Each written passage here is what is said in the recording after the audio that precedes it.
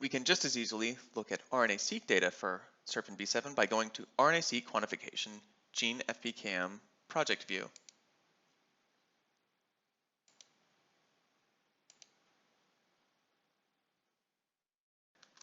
First, clear any previous filters.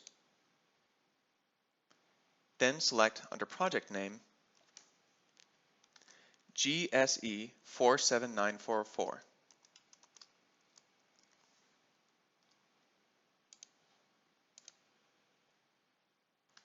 This study has a complicated design, but the default view cleanly separates these data, showing SERPINB7 expression in each sample group.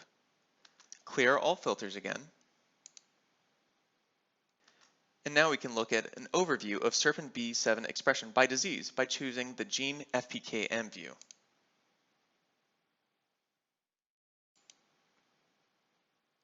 Let's focus on skin and connective tissue disease.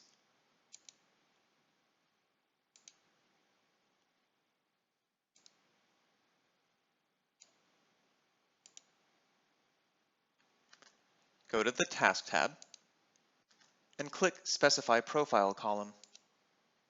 Here, you can specify sample pathology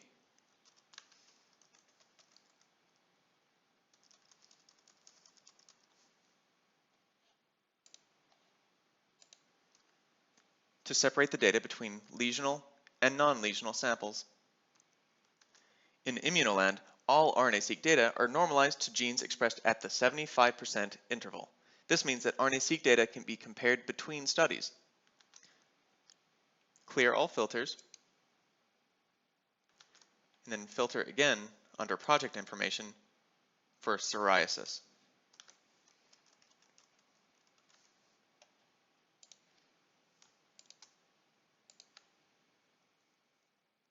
This view displays SERPINB7 in all psoriasis samples, as well as control skin samples. Again, we could group by sample pathology to separate lesional and non-lesional psoriasis samples. If we select a large number of these samples and look in the sample details under project, you can see that a number of projects are being displayed together. We can color code each point depending on the project the data are from. Go to the Task tab, then change symbol properties. Under categorical coloring,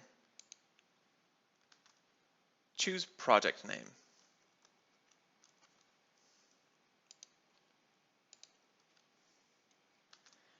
Now you can see that each data point is color-coded